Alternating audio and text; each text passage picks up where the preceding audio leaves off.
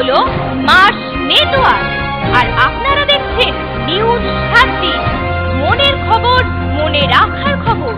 Present by studio view, Arambagh. ছবি এমন, মনের মতো।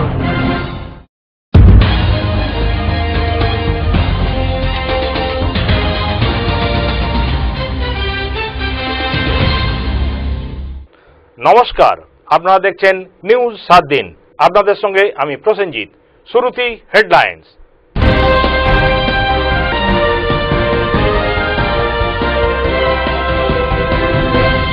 হেডলাইন নিবেদন করছে স্টুডিও ভিউ, আরামবাগ।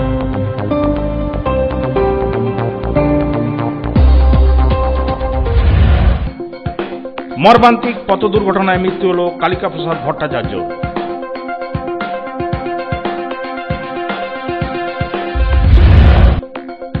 আলুর দাম না পাওয়ায় হতাশ চাষিরা।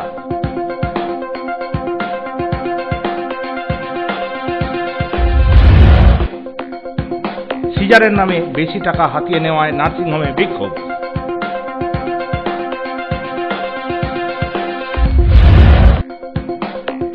গৃহবধূকে মেরে ফেলায় গ্রেপ্তার স্বামী সহ শ্বশুর শাশুড়ি। হেডলাইন নিবেদন করলো স্টুডিও ভিউ, আরামবাগ।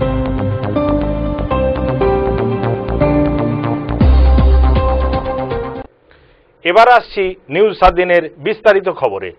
জনপ্রিয় গায়ক ও লোকগানের দল দোহারের কর্ণধার কালিকা প্রসাদ ভট্টাচার্য এক মর্মান্তিক পথ দুর্ঘটনায় প্রয়াত হলেন। মঙ্গলবার সকাল 9:45 নাগাদ কলকাতা থেকে বর্ধমানের দিকে যাওয়ার সময় দুর্ঘটনাটি ঘটে হুগলির গুড়াপে। জনপ্রিয় গায়ক ও লোকগানের দল দোহারের কর্ণধার কালিকা প্রসাদ ভট্টাচার্য মর্মান্তিক পথ দুর্ঘটনায় প্রয়াত হলেন। মঙ্গলবার সকাল 9:45 নাগাদ কলকাতা থেকে বর্ধমানের দিকে যাওয়ার সময় দুর্ঘটনাটি ঘটে হুগলির গুড়াপে। জানা গেছে, কলকাতায় অনুষ্ঠান সেরে বর্ধমানের দিকে যাচ্ছিলেন কালিকা প্রসাদ ও তার 5 সঙ্গী নীলাদ্রি রায়, অর্ণব রায়, সুদীপ্ত চক্রবর্তী, সন্দীপন পাল ও রাজীব দাস। সিউড়ির বিদ্যাসাগর কলেজে আজ অনুষ্ঠান ছিল তাদের। বর্ধমান থেকে পানাগড় হয়ে সিউড়ি যাওয়ার কথা ছিল। চালক সহ ওই এসইউভি গাড়িতে ছিলেন 6 জন। গুড়াপ থানার অন্তর্গত দুর্গাপুর এক্সপ্রেস ওয়ের পৈলান কারখানা সংলগ্ন এলাকায় দ্রুত গতিতে চলছিল তাদের গাড়ি। আচমকাই চলন্ত গাড়ির একটি চাকা খুলে বেরিয়ে যায় বলে পুলিশ জানিয়েছে। সঙ্গে সঙ্গে নিয়ন্ত্রণ হারিয়ে গাড়িটি ধাক্কা মারে এক্সপ্রেস ওয়ের গার্ড ওয়ালে। এরপরেই রাস্তার নিচে পড়ে যায় গাড়িটি। প্রত্যেকেই গুরুতর আহত হন। কালিকা প্রসাদ, নীলাদ্রি ও অর্ণবের মাথায় ও মুখে গুরুতর আঘাত লাগে। এক্সপ্রেসওয়েতে কর্মরত পুলিশ কর্মীরা দেখতে পেয়ে উদ্ধার করতে ছুটে আসেন। তাদের মোবাইল ভ্যানে তুলে বর্ধমান মেডিকেল কলেজে নিয়ে যাওয়া হয়। রাস্তাতেই মৃত্যু হয় কালিকা প্রসাদের। বাকি 5 জনকে বর্ধমান মেডিকেল কলেজে ভর্তি করা হয়েছে। তাদের অবস্থাও আশঙ্কাজনক। শিলচরের মানুষ কালিকা প্রসাদের এই অকাল প্রয়াণে শোকস্তব্ধ বাংলার সঙ্গীত জগৎ। তিনি শুধু লোকগানের দল দোহারের গায়ক ছিলেন না, লোকগানের গবেষকও ছিলেন। সারা দেশের বিভিন্ন জায়গা থেকে লোকগান সংগ্রহ করতেন। গৌতম ঘোষের ছবি মনের মানুষে তার গান অত্যন্ত জনপ্রিয় হয়েছিল। সৃজিত মুখোপাধ্যায়ের জাতিস্বর ছবিতে তিনি গান এবং অভিনয় দুটোই করেছিলেন। সম্প্রতি জি বাংলার সারেগামাপার লোকগানের প্রশিক্ষকও ছিলেন। অনুষ্ঠানটি লোকগান প্রাধান্য পায় তারই জন্য। তার এই অকাল প্রয়াণে মুখ্যমন্ত্রী মমতা বন্দ্যোপাধ্যায় গভীর শোক প্রকাশ করেছেন। বর্ধমান মেডিকেল কলেজের জরুরি বিভাগে রাখা হয়েছে কালিকা প্রসাদের দেহ। এখনো পর্যন্ত প্রশাসন সূত্রে খবর, বর্ধমানেই ময়না তদন্ত হবে কালিকা প্রসাদের। দোহার গানের দলে সুদীপ্ত চক্রবর্তী সহ আরও 2 সদস্যের পরিস্থিতি আশঙ্কাজনক। 3 জনকেই অপারেশন থিয়েটারে নিয়ে যাওয়া হয়েছে। হাসপাতালে রয়েছে বর্ধমানের ডিএসপি সৌমেন সেনগুপ্ত ও আইসি তুষার কান্তি কর। নির্দেশ অনুযায়ী প্রশাসনিক কাজ চলছে। ছেড়ে দেব না,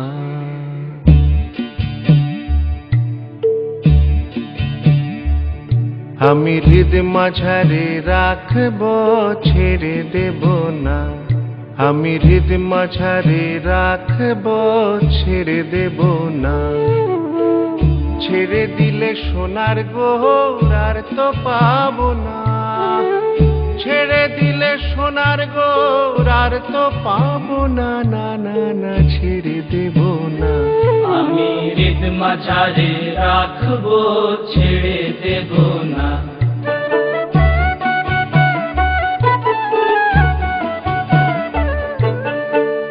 ভুবন মোহন গোরা গোপী জনার মনোহরা, ভুবন মোহন গোরা গোপী জনার মনোহরা, ভুবন মোহন গোরা গোপী জনার মনোহরা। একটা আমরা মাঠের কাজকর্ম করছিল, লোকজন ছিল, হঠাৎ একটা গাড়ি মানে ডিসব্যালেন্স হয়ে রাস্তা পাল্টি খেতে শুরু করে। একটা ওই আমাদের সামনে কালভার্ট রয়েছে, কালভার্টে লেগে উল্টে যায়, 2-3টে পাল্টি খায়। যাই হোক, মাঠে যারা কাজ করছিল তারা এসে উদ্ধার করে, গ্রামবাসীরা সব যারা মাঠের আলু টালুর কাজ করছিল এই সময় তারা এসে উদ্ধার করে। এবং গাড়িতে 5 জন ছিলেন, তাদের করে সাথে সাথে আমাদের লোকাল থানার পুলিশ এসে উদ্ধার করে ওনাদের করে অ্যাম্বুলেন্সে করে বর্ধমান হসপিটালে পাঠান। জানতে পারি যে উনি কালিকা প্রসাদ, একজন বিখ্যাত লোক। আমাদের জানা ছিল না, আমরা জানতে পারি, আমরা টিভিতে ওনাকে অনেকবার দেখেছি বা এরকম পরে জানতে পারলাম। ব্যুরো রিপোর্ট, নিউজ 7 দিন। বর্তমানে মাঠে আলুর দাম নেই। চাষ করতে যে পরিমাণ খরচ হচ্ছে তার থেকে পাওয়া যাচ্ছে নামমাত্র মূল্য। চাষিরা এই অনিশ্চিত ভবিষ্যৎ নিয়েই লড়াই চালিয়ে যাচ্ছেন। বর্তমানে মাঠে আলুর দাম নেই। চাষ করতে যে পরিমাণ খরচ তার থেকে পাওয়া যাচ্ছে নামমাত্র মূল্য। চাষিদের অনিশ্চিত ভবিষ্যৎ নিয়েই লড়াই চালিয়ে যাচ্ছেন। সরকার তাদের পাশে নেই, সেই কথা ক্যামেরার সামনে বলে দিচ্ছেন। মাঠে ফলন হলেও দাম না পাওয়ায় তারা মজুরদের মজুরিও দিতে পারেননি। এতে আরও সমস্যার মধ্যে পড়েছেন বিভিন্ন এলাকার চাষিরা। সব মিলিয়ে করুণ পরিস্থিতির শিকার আলু চাষি মহল। এই মুহূর্তে হুগলির আরামবাগ মহকুমা ছাড়াও বিভিন্ন এলাকায় আলু তোলা শুরু করেছে আলু চাষিরা, কিন্তু মাঠে আলুর দাম একেবারে তলানিতে। বিভিন্ন এলাকায় আলু চাষিদের সঙ্গে কথা বলে জানা গেছে, শুক্রবারও পোকরাজ আলুর দাম বস্তা প্রতি 80 থেকে 100 টাকা, আর জ্যোতি আলুর দাম বস্তা প্রতি 130 থেকে 150 টাকা। আর চাষিদের দেওয়া হিসাব থেকে জানা গেছে, বিঘে প্রতি পোকরাজ আলুর খরচ 16 থেকে 17 হাজার টাকা, কিন্তু ওই খরচে বিঘে প্রতি চাষিরা পাচ্ছেন খুব বেশি হলে 8 হাজার টাকা। আর জ্যোতি আলুতে বিঘে প্রতি খরচ 16 থেকে 20 হাজার টাকা, সেখানে চাষি পাচ্ছেন মাত্র 10 থেকে 14 হাজার টাকা। চাষিদের বক্তব্য, সরকারের উচিত মাঠে যখন আলু তোলা হচ্ছে তখনই একটি নির্দিষ্ট দাম বেঁধে দেওয়া প্রয়োজন। এখন যদি সরকার এই মুহূর্তে 220 অথবা 230 টাকা করতেন তাহলে চাষিরা একটু হলেও স্বস্তির নিঃশ্বাস ফেলতেন, কিন্তু সরকার আমাদের জন্য কি করছেন? শুনুন স্যার, আমি চাষ করেছিলাম পোকরাজ আলু 5 বিঘে। এই 5 বিঘে আলু চাষ করে আমি যা লস খেয়েছি, বিঘে 8,000 টাকার মতন করে লস খেয়েছি। মানে আমি আলু বিক্রি করেছি, আমার 100 প্যাকেট করে পোকরাজ আলু হয়েছে বিঘেতে, আর বিক্রি করেছি 80 টাকা করে। তার কারণ বিক্রি করা নেওয়ার কারণ আছে, আমরা সেই জমিতে প্রতি বছরই ধান চাষ করি। এই ধান চাষ করার কারণে আমাকে আলু বিক্রি করে দিতে হয়েছে স্টোর খোলার আগে। এই 80 টাকা করে আলু বিক্রি করে 8,000 টাকা বিঘে পেছি লস খেয়েছি, 5 40,000 টাকা লস খেয়েছি। এবং আবার যাকে 80 টাকা করে বিক্রি করেছি তারাও নাকি ব্যাংকের সমস্যায় পড়ে গেছে, টাকা দিতে পারে না। এসব সমস্যায় আমার যে 19 জন করেছি তাদেরকেও আমি লেবার দিকে পয়সাও মিটাতে পারিনি, আর কিছুই না, অল্প অল্প করে টাকা দিচ্ছে, তাদেরকে মিটিয়ে দিই কোনো রকমে। এই ঘর সংসারও চালাতে পারিনি। সমিতি থেকে লোন করেছি, তাও সমিতির লোন যে কি করে শোধ করবো তাও জানিনি। এই সব বিপদের উপরে পড়ে গেছি। এই চাষের দিনের দিন ভয়াবহ এসে গেছে। এই তো আলু চাষ করে যা খরচা, তাতে করে দেখা যাচ্ছে যে চাষ করে কিছুই পড়তার নেই। তার কারণ যদি বিঘেতে 18,000 টাকা খরচা হয়, এখন বর্তমান যা বাজার, তাতে করে যদি বিক্রি করা হয় ওই হারলি তার 14,000 টাকার বেশি উঠবে না। তাহলে ঘর থেকে এমনিই যাচ্ছে, এরপরে যদি আবার স্টোর করা হয়, যদি স্টোরে এখন কি বর্তমান বাজার হবে তার তো কেউ বলতে পারছে না। সেই বাজারের পরিস্থিতি অনুপাতে যদি আরও লস খেতে হয় তাহলে চাষি তো একবারই সারা। গত বছরে যখন আলুটা মাঠ থেকে বেরোলো, লাস্টের দিকে মার্কেট হয়েছিল ঠিকই, তখন তো অধিকাংশ চাষিরা আলু বেরিয়ে গেছে। চাষি আর পেলো কটা? খুব মুষ্টিমেয় কয়েকজন হয়তো পেয়েছে, বাকি তো আর পায়নি। কিন্তু স্টোরে যখন আলুর বাজার দিনের দিন উঠতে লাগলো, তখন তো বললো যে না, কলকাতার লোক আলু খেতে পাবে না বা ফাঁকে আলু বার করা চলবে না। সেই পরিস্থিতিতে আলু তো বর্ডার থেকে আরম্ভ করে সবই সিল হলো। আলুর বাজার দিনের দিন এমন নিচেই নামলো যেটা চাষি থেকে আর আলু ছাড়াতে যেতে হলো। এই তো পরিস্থিতি, তাহলে চাষ করেও আর কিছু পরিস্থিতি মানে ফয়দা লুটা যাবে বলে আর মনে হয় না। আরামবাগ থেকে শেখ মুন্নার রিপোর্ট, নিউজ 7 দিন। এবার আসছি নিউজ 7 দিনের একটা বিজ্ঞাপন বিরতিতে। আরামবাগ শহরে সর্বপ্রথম বন্ধ্যাত্ব চিকিৎসার এক নতুন অধ্যায়ের সূচনা জাগালেন ক্রিয়ন মেডিক্যাফে, আরামবাগ পল্লীশ্রী বিকে রায় নার্সারি গেট, এগ্রিকালচার ব্যাংকের নিচে। মোবাইল নম্বর 9733391390 এবং 7407602091 এবং 8145423422। অত্যাধুনিক পদ্ধতিতে বন্ধ্যাত্ব ল্যাবে শুক্রাণু ও ডিম্বাণু নির্ণয়, অত্যাধুনিক চিকিৎসা পদ্ধতিতে বন্ধ্যাত্ব মহিলাদের মা হওয়ার সুযোগ, অত্যাধুনিক পদ্ধতিতে IUI পরিষেবা। বাচ্চার জন্য অনেক জায়গায় ঘুরেছি, কলকাতা, বর্ধমান, কোথাও সাকসেস হয়নি, এখানে এসে সাকসেস হয়েছে, তাই জন্য এসেছি। বহু দূর দূরান্ত থেকে বন্ধ্যাত্ব রোগীরা আমার কাছে ছুটে আসছে বাচ্চা পাওয়ার জন্যই। আমি চেষ্টা করছি যাতে ওদের কোল আলো করা যায়, একটা বাচ্চা উপহার যাতে চিকিৎসার মাধ্যম দিয়ে আমি দিতে পারি, সেই চেষ্টা আমি করছি। রোড শেয়ার করতে হবে, রোড কালচার গড়তে হলে safe drive save life, safe drive save life. বাংলার রাস্তাকে নিরাপত্তায় মোড়ে পথ চলাকে সুগম করতে পশ্চিমবঙ্গ সরকার নিয়ে এলো সেফ ড্রাইভ সেভ লাইফ, মাননীয় মুখ্যমন্ত্রী মমতা বন্দ্যোপাধ্যায়ের স্বপ্নের প্রকল্প safe drive save life. Safe drive করতে হবে, রাস্তাটা জয় করতে হলে safe drive save life, let's safe drive save life. Safe drive save life, স্বপ্নের বাংলা তৈরি করতে আসুন সবাই মিলে জেগে উঠি।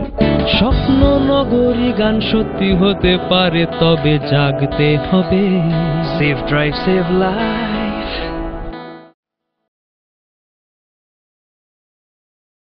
ট্রাফিক আইন মেনে চলুন, সাবধানে রাস্তা পারাপার করুন, হেলমেট পরে বাইক চালান, শহরের রাস্তার উপর পার্কিং করবেন না। মাননীয় মুখ্যমন্ত্রী মমতা ব্যানার্জির অনুপ্রেরণায় আরামবাগ পৌরসভা ও আরামবাগ থানা কর্তৃক জনস্বার্থে প্রচারিত। ফিরে এলাম বিজ্ঞাপন বিরতির পর। আপনারা দেখছেন নিউজ 7 দিন। এবারে পরবর্তী খবর। সিজারের নাম করে বেশি টাকা হাতিয়ে নেবার অভিযোগে কোতলপুরের একটি নার্সিংহোমে বিক্ষোভ দেখালো প্রসূতির পরিবারের লোকেরা। এক সন্তান সম্ভবা মহিলা কোতলপুর গ্রামীণ হাসপাতালে ভর্তি হতে এলে তাকে ভর্তি না করে স্থানীয় নার্সিংহোমে নিয়ে যাওয়ার পরামর্শ দেন খোদ ওই সরকারি হাসপাতালেরই চিকিৎসক। সিজারের নাম করে বেশি টাকা হাতিয়ে নেবার অভিযোগে কোতলপুরের একটি নার্সিংহোমে বিক্ষোভ দেখায় প্রসূতির পরিবারের লোকেরা। স্থানীয় কোতলপুর গ্রামীণ হাসপাতালের এক চিকিৎসকের সহযোগিতায় স্থানীয় একটি নার্সিংহোমে রমরমিয়ে এই ব্যবসা চালাচ্ছে বলে অভিযোগ।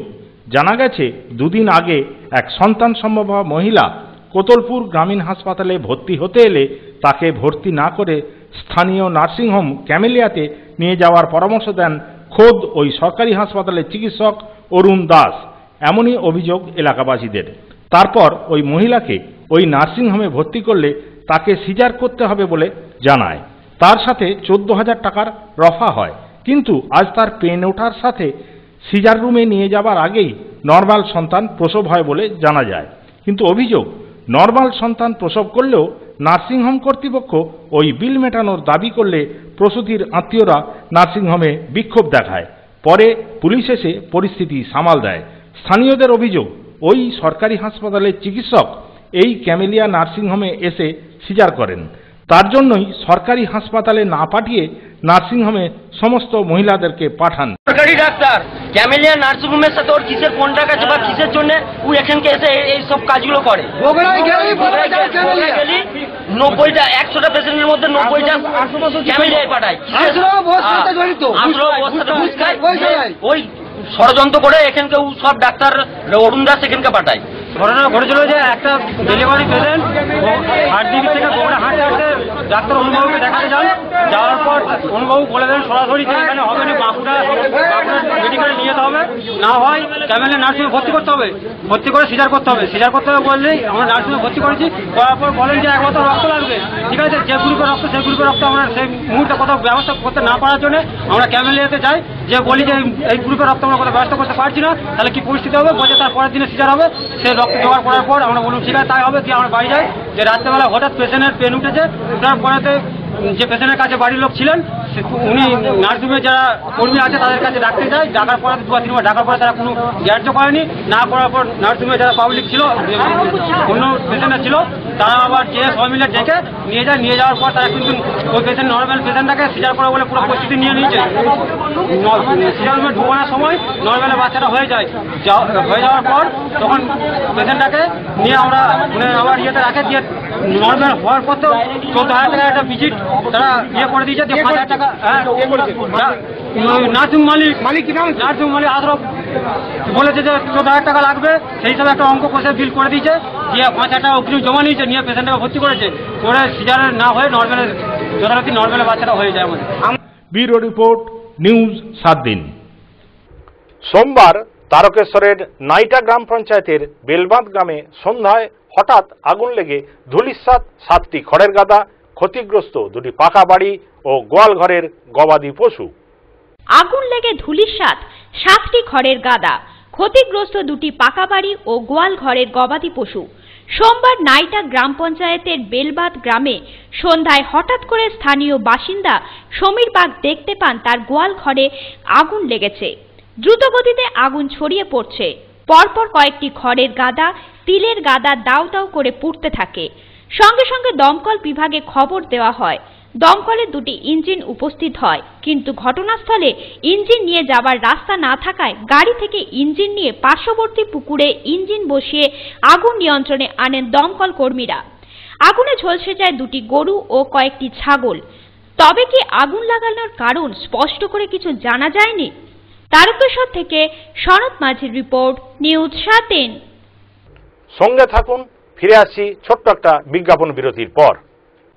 আরামবাগ শহরে সর্বপ্রথম বন্ধ্যাত্ব চিকিৎসার এক নতুন অধ্যায়ের সূচনা জাগালেন ক্রিয়ন মেডিক্যাফে। আরামবাগ পল্লীশ্রী বিকে রায় নার্সারি গেট, এগ্রিকালচার ব্যাংকের নিচে। মোবাইল নম্বর 9733391390 এবং 7407602091 এবং 8145423422। অত্যাধুনিক পদ্ধতিতে বন্ধ্যাত্ব ল্যাবে শুক্রাণু ও ডিম্বাণু নির্ণয়। অত্যাধুনিক চিকিৎসা পদ্ধতিতে বন্ধ্যাত্ব মহিলাদের মা হওয়ার সুযোগ। অত্যাধুনিক পদ্ধতিতে IUI পরিষেবা। বাচ্চার জন্য অনেক জায়গায় ঘুরেছি, কলকাতা, বর্ধমান, কোথাও সাকসেস হয়নি। এখানে এসে সাকসেস হয়েছে, তাই জন্য এসেছি। বহু দূর দূরান্ত থেকে বন্ধ্যাত্ব রোগীরা আমার কাছে ছুটে আসছে বাচ্চা পাওয়ার জন্যই। আমি চেষ্টা করছি যাতে ওদের কোল আলো করা যায়, একটা বাচ্চা উপহার যাতে চিকিৎসার মাধ্যম দিয়ে আমি দিতে পারি, সেই চেষ্টা আমি করছি। এই মুহূর্তে আমি আছি দার্জিলিং এর সিঙ্গলীলাতে। আপনারাও চলে আসুন দার্জিলিং এর হোটেল সিঙ্গলীলা গেস্ট হাউসে, TN রোড শেরপা জুম্মার কাছে। হোটেলে বসেই উপভোগ করুন দার্জিলিং এর প্রাকৃতিক দৃশ্য। এখানে 24 ঘন্টা গরম জলের সুবিধা পাবেন। রেস্টুরেন্ট, রুম সার্ভিস থেকে শুরু করে কার ফ্যাসিলিটি, সাইট সিন ঘোরার যাবতীয় সুযোগ সুবিধা। আর হ্যাঁ, গ্রুপ বুকিং এর জন্য থাকছে স্পেশাল রেট। আরো বিস্তারিত জানতে যোগাযোগ করুন আমাদের এই নম্বরে 9593596341 8348070534।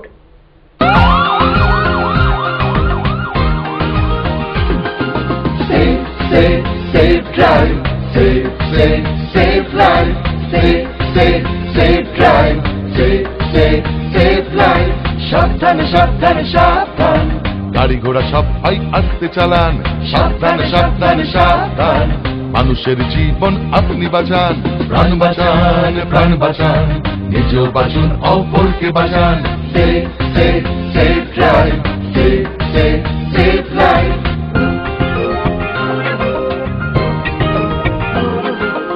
জাগো তুমি জাগো, হলুদ আলোতে গাড়ি রেডি হয়ে যান, সবুজ আলোতে গাড়ি আস্তে চালান, হলুদ আলোতে গাড়ি রেডি হয়ে যান, সবুজ আলোতে গাড়ি আস্তে চালান, আপনারই হাতে আছে মানুষের প্রাণ, লাল বাতি দেখে তাই গাড়ি থামান। একে অন্যের প্রাণ বাঁচান, নিজ বাঁচুন অপরকে বাঁচান। Safe drive, safe life. প্রাণ বাঁচান, প্রাণ বাঁচান, নিজ বাঁচুন অপরকে বাঁচান। Safe drive, safe life.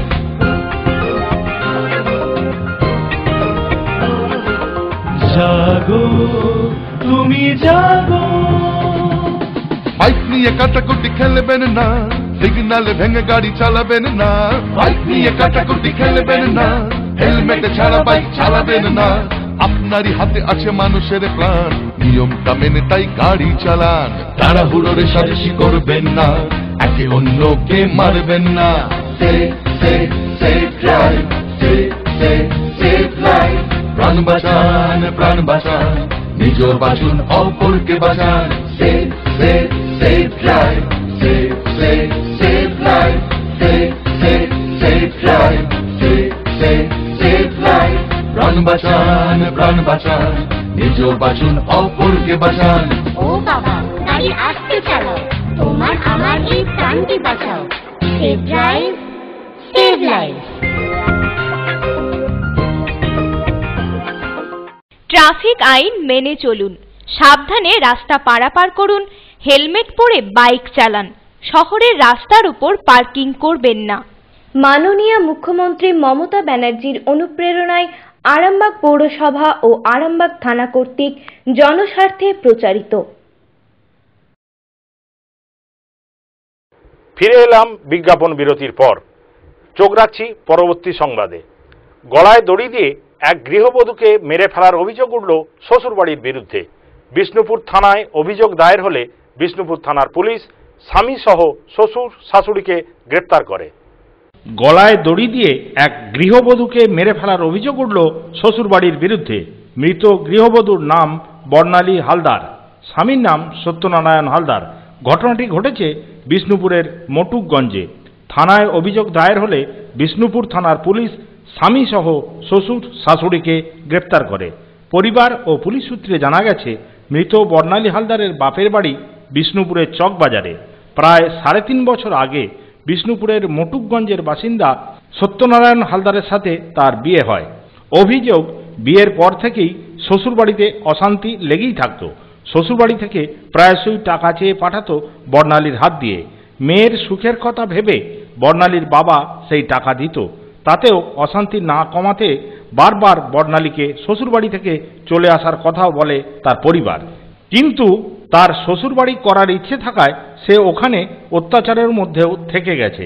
অভিযোগ, মঙ্গলবার ওই গৃহবধূকে তার শ্বশুরবাড়ির লোক জোর করে গলায় দড়ি দিয়ে ঝুলিয়ে মেরে ফেলে অথবা তাকে ঝুলতে জোর করে বাধ্য করায়। অভিযোগ হওয়ার সাথে সাথেই বিষ্ণুপুর থানার পুলিশ স্বামী শ্বশুর শাশুড়িকে গ্রেপ্তার করে। এমনি টাকার জন্য প্রায় ওই বাড়িতে আসতো, মেয়ে কাঁদতো, তবু যে শ্বশুরবাড়িতে যাতে ভালো থাকে দাদাও টাকা পয়সা দিত। হ্যাঁ, দিয়েও তাদের মন পাওয়া যায়নি। হ্যাঁ, প্রায়শই ঝগড়াঝাঁটি মারামারি নির্যাতন করতো। তো মেয়ের ছিল যে শ্বশুরবাড়ি করবো। হ্যাঁ, আমরা বারণ করেছিলাম যেতে হবে না, তবুও সেই মেয়ে যে না শ্বশুরবাড়িতেই থাকবে। তো শ্বশুরবাড়িতে থাকার ফলে এই আজকে সকাল থেকে শুনছি খুব জোর নির্যাতন দিয়ে অসুস্থর খবর পাঠালো আমাদেরকে। আমাদের সব বাড়ির থেকে যে দেখছি ঝুলন্ত অবস্থাতে বাড়িতে রয়েছে। ব্যুরো রিপোর্ট, নিউজ 7 দিন। রমরমিয়ে চলছে কামারপুকুর মেলা। মেলা উপলক্ষে দূর দূরান্ত থেকে বহু মানুষ এসে ভিড় জমাচ্ছেন কামারপুকুরে। মেলা ক্রমশই আকর্ষণীয় হয়ে উঠছে। দোল পূর্ণিমার আগের দিন পর্যন্ত চলবে এই মেলা। শ্রী শ্রী রামকৃষ্ণ পরমহংসদেবের 182তম আবির্ভাব দিবস উপলক্ষে কামারপুকুরে জমে উঠেছে মেলা। মেলা শুরু হয়েছে গত 28 ফেব্রুয়ারি। মেলাকে কেন্দ্র করে রোজ বহু মানুষ কামারপুকুরে এসে উপস্থিত হচ্ছেন। মেলায় দোকানপাটে ভিড় জমেছে ভালোই। স্টলগুলিতে বিক্রি বাটা ভালোই হচ্ছে বলে জানা গেছে। যত দিন যাচ্ছে মেলা ততই আকর্ষণীয় হয়ে উঠছে। জানা গেছে দোল পূর্ণিমার আগের দিন পর্যন্ত চলবে এই মেলা। কামারপুকুর থেকে সঞ্জীব ঘোষের রিপোর্ট, নিউজ 7 দিন। নিউজ 7 দিন আজ এই পর্যন্ত।